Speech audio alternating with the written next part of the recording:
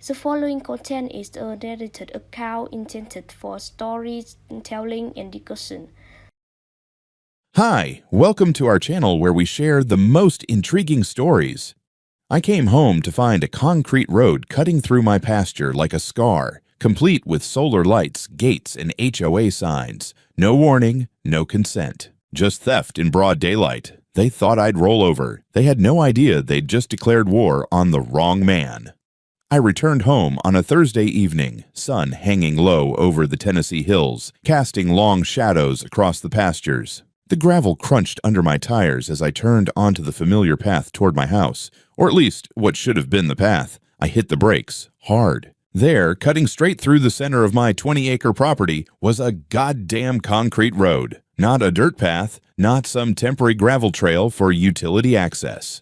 Number: a fully paved, freshly poured 10 to 12 foot wide slab of reinforced concrete that ran from the eastern tree line all the way across my pasture and disappeared behind a hill. It split my land like a knife across a steak. There were solar-powered lights installed every 20 feet along its length. Brand new ones, still had the protective wrap on the base. And in case that wasn't enough of a middle finger, 3 metal signs stuck out of the grass near the entry point. HOA, private access. No trespassing. I sat there in the driver's seat for maybe 30 seconds, blinking, just blinking.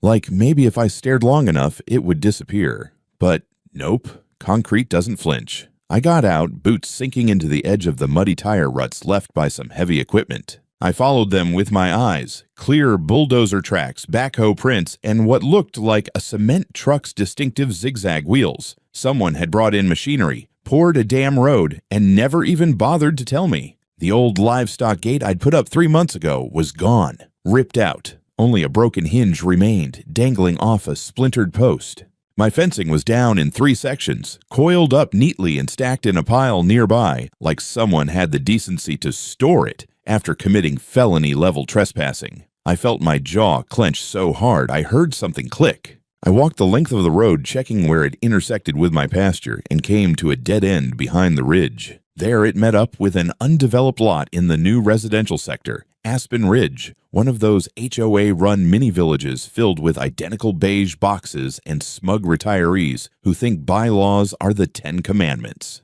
That's when I saw the cherry on top. Someone had installed a keypad gate on my side where the concrete met the open pasture, a metal swing gate, wired, stamped with a maple leaf logo, HOA branding, on my land. I felt something settle in my chest. Cold, heavy, not panic, not confusion. No, this was deeper, calculated. It was the feeling I used to get back when I was working in the zoning enforcement department and found a contractor trying to slip an unpermitted gas line through a wetland. It was the quiet certainty that someone thought they were smarter than the law. And worse, they thought I wouldn't notice. Back at the house, I checked my mailbox.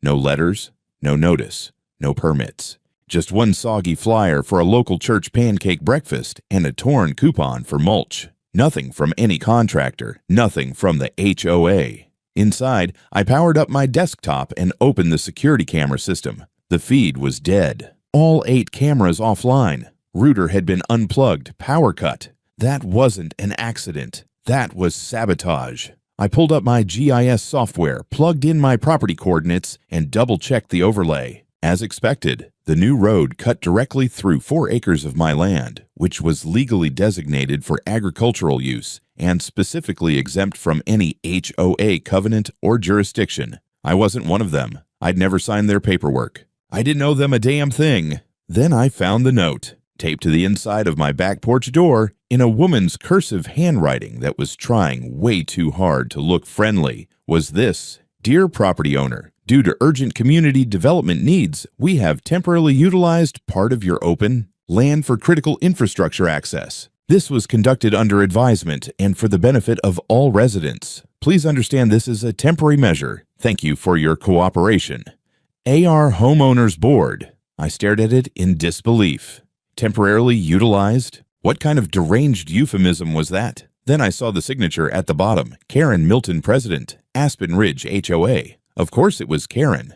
Who else would think pouring a concrete artery through someone else's land without consent was just temporary use? I crumpled the note, dropped it in the sink, and let it soak under the faucet. The next morning, I called my neighbor Bill. He owned the adjacent parcel. Bill picked up on the first ring.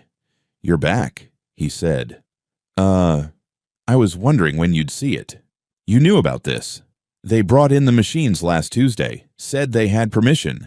Karen told us the previous owner had agreed to a road plan months ago. The previous owner, Hank Collins, the guy who moved to Florida a year ago, yeah, said it was pre-approved. Honestly, I thought you were on board with it. They had city-looking folks on site, vests, clipboards, everything. Bill, that's my land, and I sure as hell didn't approve any of it. Long pause. Then he just muttered, "Damn."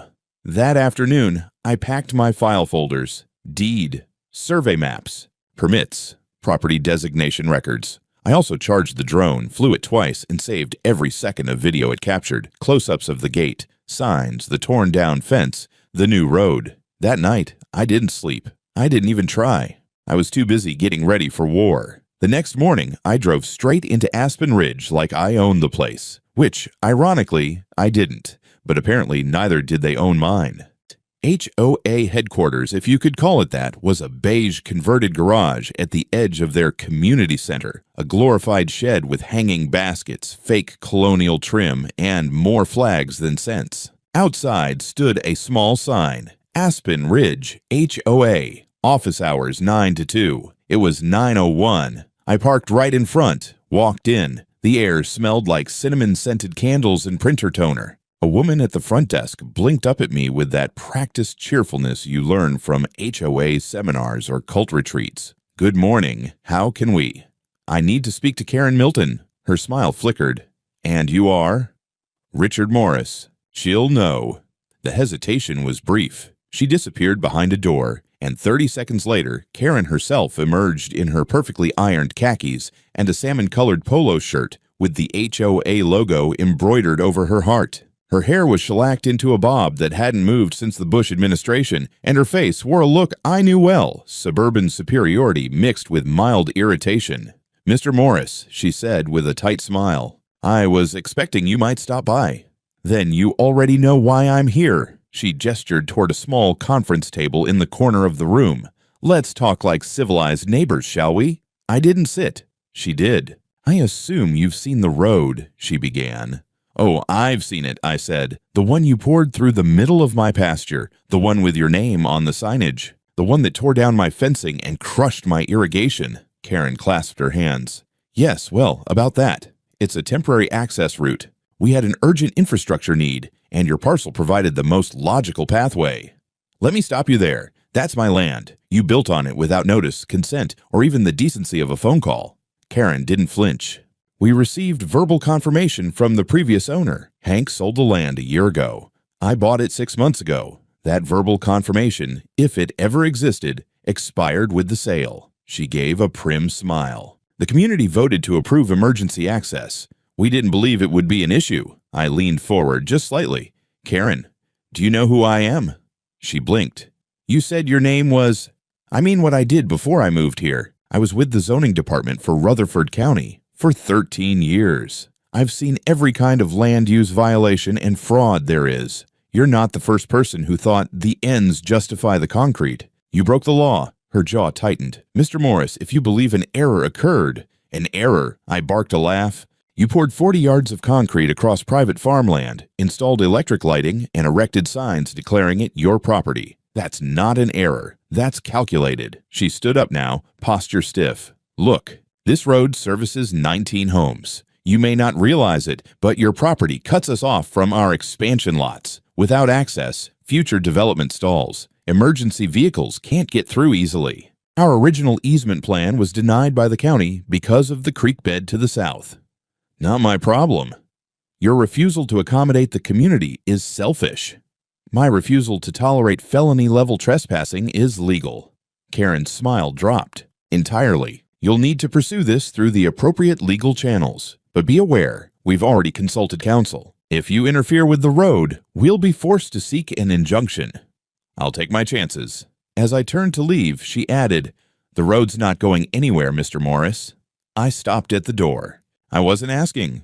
I left with my pulse steady, but my fists clenched. The audacity of this woman was next level. She'd spoken to me like she was granting me an allowance to be mad. Like she didn't just commit one of the most egregious land grabs I'd ever seen. By the time I got home, I was done playing nice. I wrote up a formal cease and desist letter citing state trespassing laws, property code violations, unlawful improvements on private land, and property damage due to unpermitted construction. I mailed it to the HOA, emailed it to their generic contact page, and hand-delivered a copy to the same front desk I'd walked into that morning. Then I filed an official police report for trespassing, destruction of private property, and unpermitted construction activity. Next, I contacted the county zoning board and submitted a complaint with the property overlays, drone footage, and photographs I'd compiled the day before. And finally, I emailed every local news station within 50 miles with a short message. Aspen Ridge HOA builds unauthorized concrete road across private farmland. Owner not informed. Full story, maps, and drone footage available on request. Contact Richard Morris. Within 2 hours, Channel 9 emailed back. I booked an interview for Monday. That night, I installed new wireless cameras, this time with cloud backup. I wasn't going to let them pull another offline weekend project stunt. They thought they'd bulldozed over some quiet ex-farmer. They had no idea who they were dealing with. Monday started with a knock. Not at the door, on my inbox. The zoning office replied to my complaint faster than expected. The response was short and deadly. No permit has been filed, reviewed, or approved for road construction on parcel number 442-17A, Morris Richard. Any roadway, grading, or structural work conducted is unauthorized under County Code 5.7, Article 3. That was all I needed to kick things into overdrive. I spent the next 2 hours diving into the public records database like a bloodhound. Aspen Ridge's HOA website had a transparency tab, probably designed to keep up appearances rather than actually inform anyone. Still, they'd posted the minutes from the last 4 board meetings. I scanned them line by line, looking for any mention of the road, a budget vote, or construction scheduling. Nothing. No vote.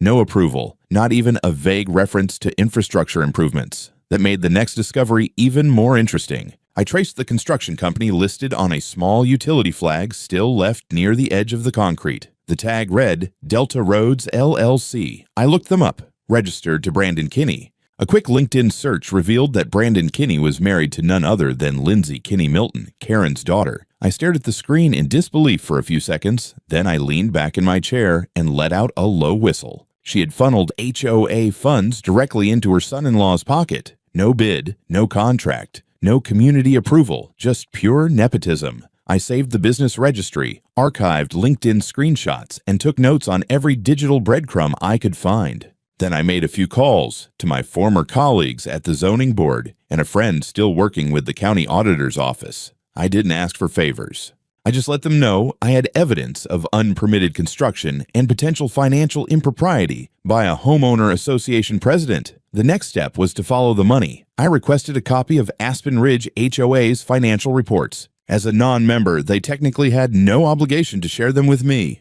But I knew how to phrase the request just right. Under Section 66-27-107 of the Tennessee Nonprofit Corporation Act, financial records used for public purposes must be accessible upon written inquiry if said funds impact surrounding property owners. They didn't respond.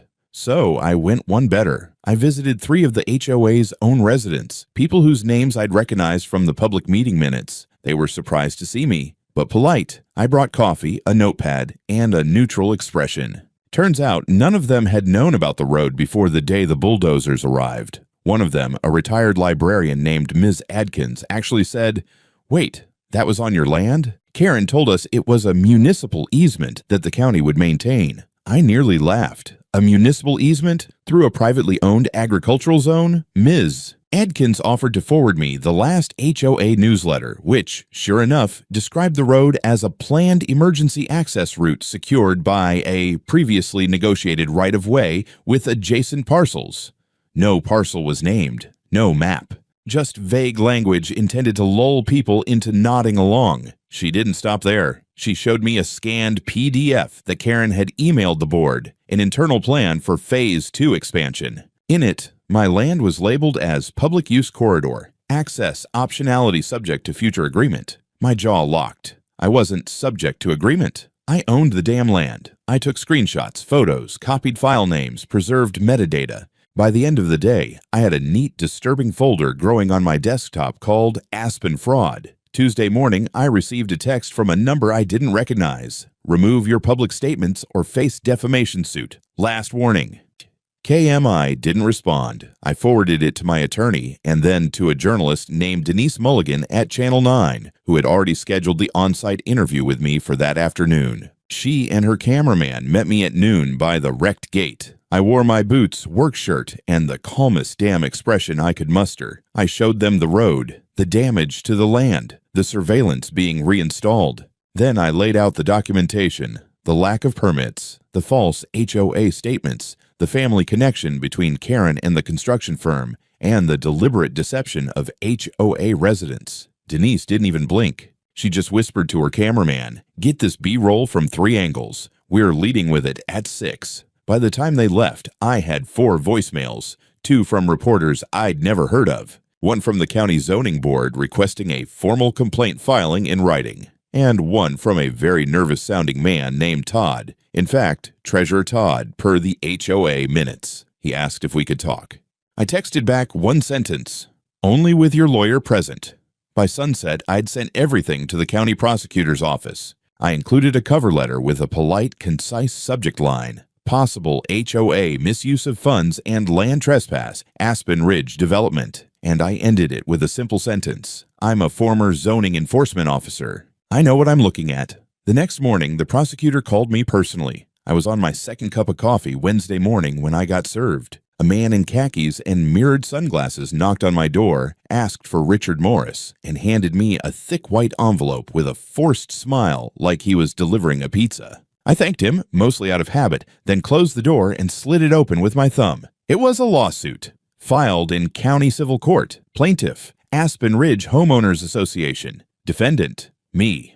I scanned the pages. The language was bold, smug, and exactly what I expected from Karen Milton's playbook. The suit alleged that I had knowingly interfered with the HOA's lawful emergency access construction. My property had not been adequately posted or fenced, therefore could be reasonably interpreted as shared or cooperative use land, minus my failure to respond at the time of construction constituted implicit permission, and my personal favorite, that the removal of the road would cause irreparable harm to the infrastructure integrity of Aspen Ridge. They requested an injunction, barring me from disturbing the road, a restraining order preventing me from accessing the HOA adjacent parcel of my own property, and claimed damages exceeding $75,000 due to potential impact on real estate valuation. I closed the folder, stared at the ceiling, then burst out laughing so hard I nearly choked on the coffee. 10 minutes later, I called my attorney, Jennifer Brower. She's the type who doesn't smile unless she's in court. Former city litigator, now full-time legal chainsaw for anyone tangled up in zoning hell. She answered on the 2nd ring. "Tell me you've got something good," she said. "They're suing me," I said. "Excellent," she replied. "Now we get discovery." Jennifer's legal response was brutal, immediate, and surgical. She filed a countersuit within 24 hours. Trespassing on private agricultural land, destruction of fencing and water infrastructure, unpermitted construction, defamation via public HOA documents, fraudulent misrepresentation of land status. She demanded the full removal of the road, financial restitution for the damage, and punitive damages for the malicious abuse of civil process. Then she dropped the hammer, a formal motion requesting sanctions against the HOA and their attorney for filing a frivolous and retaliatory civil claim lacking statutory basis. That's lawyer speak, for this is bullshit and you know it. We served it right back to them with a smile. But I wasn't finished, not even close. I went down to the county records office in person. It's amazing what HOA boards forget when they rely too heavily on neighborhood intimidation and not enough on actual governance. The registrar helped me pull up the original parcel filings for Aspen Ridge, their master development plan, site diagrams, access easements. As expected, their development stopped just short of my land. No easement across my property had ever been recorded. In fact, the only access plan they had officially filed was the one that had been rejected by the county 2 years ago for being too close to a wetland preserve to the south, which meant they had no legal route in and no workaround. I was the bottleneck, and instead of negotiating or buying an easement like civilized developers, they poured concrete without asking and expected I'd roll over. I made copies of everything. Official stamps, planning notations, all of it. I dropped one set off with Jennifer and another with the prosecutor, who had already opened a preliminary inquiry. And then something unexpected happened. I got a call from a woman named Denise Adkins. We'd met briefly the week before when I stopped by her house. She was a retired librarian and one of the only people in Aspen Ridge who had greeted me like a human being. Her voice on the phone was shaky but determined. "Mr. Morris," she said, "I thought you should know. Karen held an emergency HOA board meeting last night. It wasn't on the schedule. Only a few people were notified, but I attended." "And?" I asked. "She was trying to pass a special vote. Retroactive authorization for the road. After the fact, no one else even knew it was being considered. Was there a quorum? Number barely 6 of us. One guy left after 5 minutes. She kept trying to push the vote through anyway. She said she had legal coverage, but it didn't sit right, so I recorded the meeting. That made me sit up." "You did what?" "I recorded the whole thing on my phone. Audio. I'm sending it to you. And I want to testify. I don't like what she's doing." 15 minutes later, I had a clear recording of Karen Milton coaching board members on how to fake prior approval, referencing old verbal agreements, and openly mocking the legal gymnastics required to backdate documents. I forwarded the file to Jennifer and the county prosecutor. The same day, I got an email from Channel 9. They were running the story at 6 o'clock sharp. The teaser read, "HOA versus Farmer, did a homeowners group pour a concrete road across private land without permission? We investigate the scandal behind the pavement." I sat on my porch as the sun dipped behind the treetops, a glass of bourbon in hand, and watched the lights of Aspen Ridge flicker in the distance like a cheap LED halo. The road was still there, but not for long. The sun hadn't even cleared the ridge the next morning when I got a call from the county prosecutor's office. They wanted to schedule an official site visit, not just to inspect the road, but to confirm the claims I'd made regarding fraudulent filings and unpermitted construction. I told them I'd meet them there. I also invited Channel 9.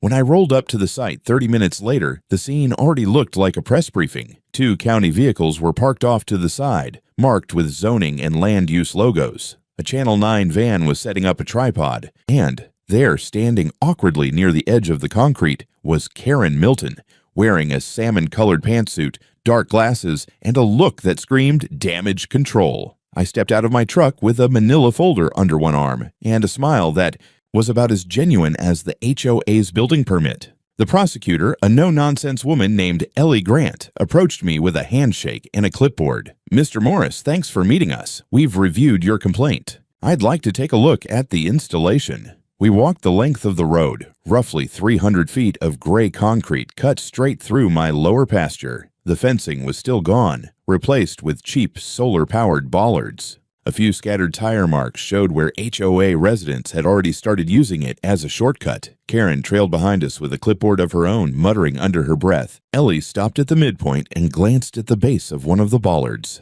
"This lighting was installed without inspection," she said flatly. "That alone violates half a dozen ordinances." I handed her the parcel maps, including the planning overlay and the rejected access easement proposal from 2 years ago. She nodded, flipping through each page with the calm of someone preparing an autopsy. "And your fencing?" she asked.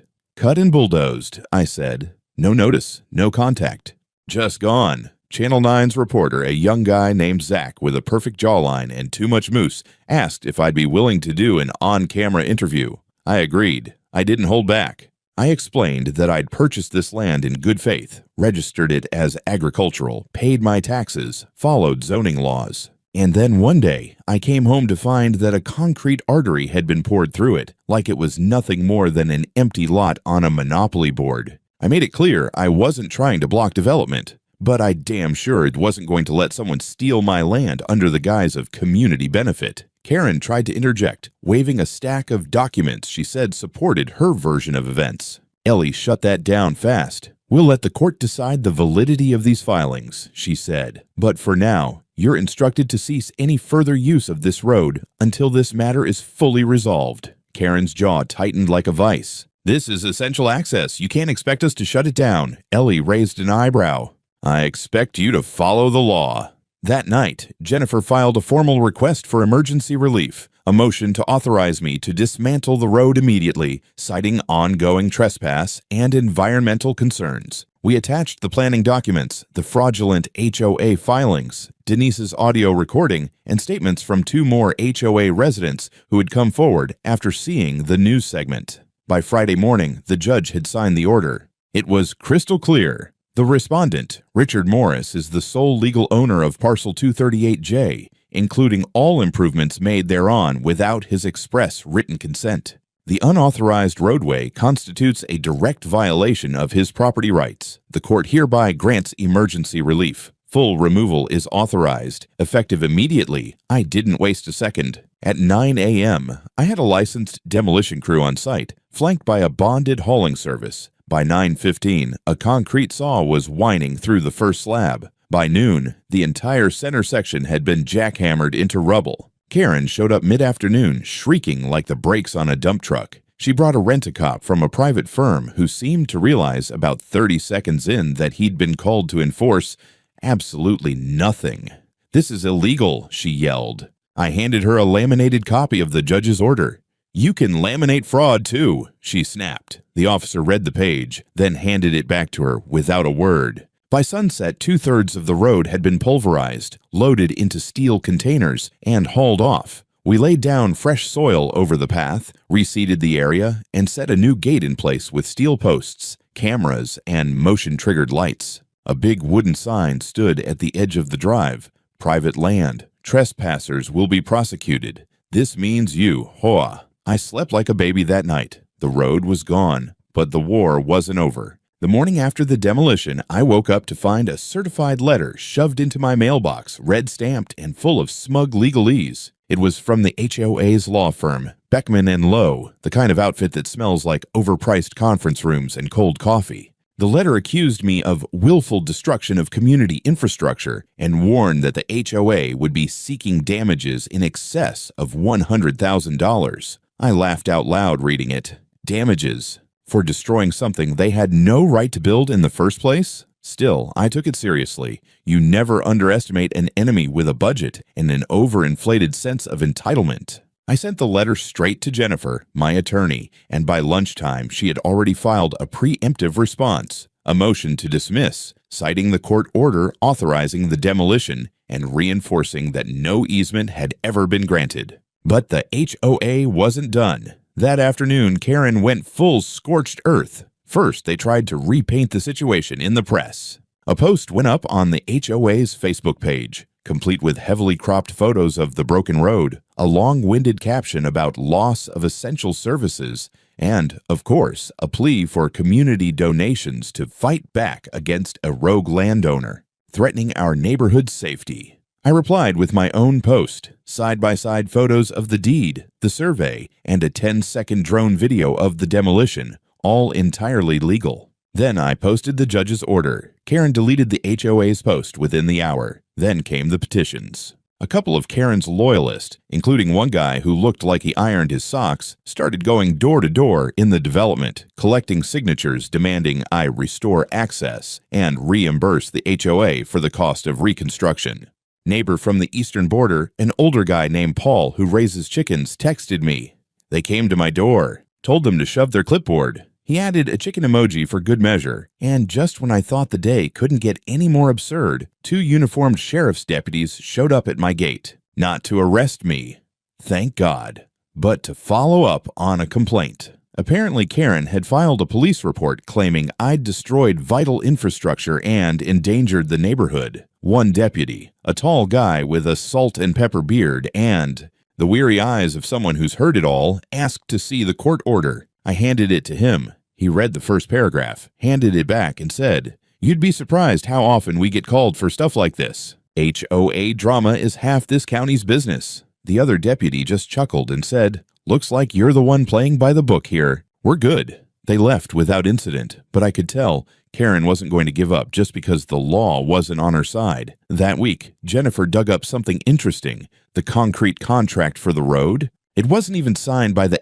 HOA board. It had been executed by Karen alone in her role as president. No meeting minutes, no vote, no oversight. Worse, the payment had come out of a reserve fund that was supposed to be earmarked for storm drain repairs. She'd siphoned $240,000 for an illegal vanity project, and no one in the HOA had even known. We decided to go nuclear. Jennifer drafted a complaint to the state HOA regulatory board, the county auditor's office, and, most importantly, the district attorney. We attached everything: the unauthorized expense, the fake site plan, the prior court filings, and sworn statements from 2 whistleblowing HOA board members who had finally realized they were being used. Meanwhile, I made another drone video. This one flew over the now cleared land, zoomed in on the fresh fencing, then cut to a screen showing Karen's bogus complaint and the official court order side by side. I didn't say a word in the video, just let the facts speak. It went viral in the county, and then came the subpoena. 3 days later, the subpoena landed on Karen's doorstep like a brick through a window.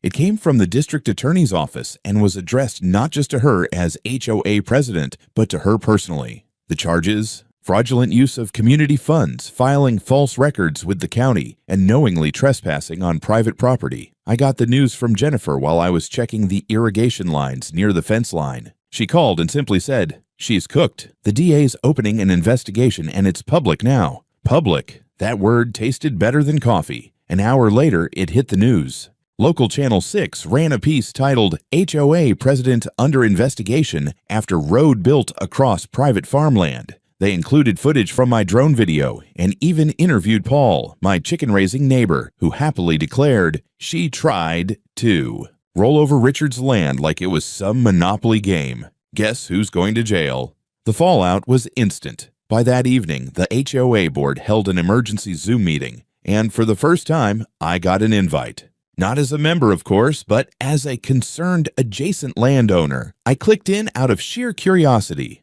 There they were: Karen, pale and rigid, Vice President Allen, sweating bullets, and a bunch of board members who looked like they'd just realized they were passengers on the Titanic. Karen opened the call like nothing had happened, launching into a stiff monologue about external legal complications and temporary setbacks in infrastructure planning.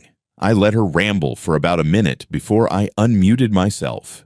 "Karen," I said, "you built a road on land you didn't own, lied about it, used HOA funds without approval, and now the DA wants your head. You might want to rethink the whole 'nothing to see here' strategy." Silence. Then Alan finally spoke. "Karen, did you really sign that contract without a board vote?" she stammered. "I had implied authority. It was urgent. The project was for the good of—" "You stole $250,000, I cut in, and buried it under my soil. I left the call after that. Let them stew in it." The next morning, I found out from Jennifer that 2 board members had filed official affidavits stating Karen had unilaterally moved forward with the road project, had never disclosed the true property line, and had doctored the site map in the meeting packet. One of them, a woman named Teresa, actually came by my gate that afternoon. She looked mortified. She apologized, said she felt duped. I didn't sugarcoat anything for her. Told her the only reason I wasn't suing each of them personally was because they had the good sense to come clean now.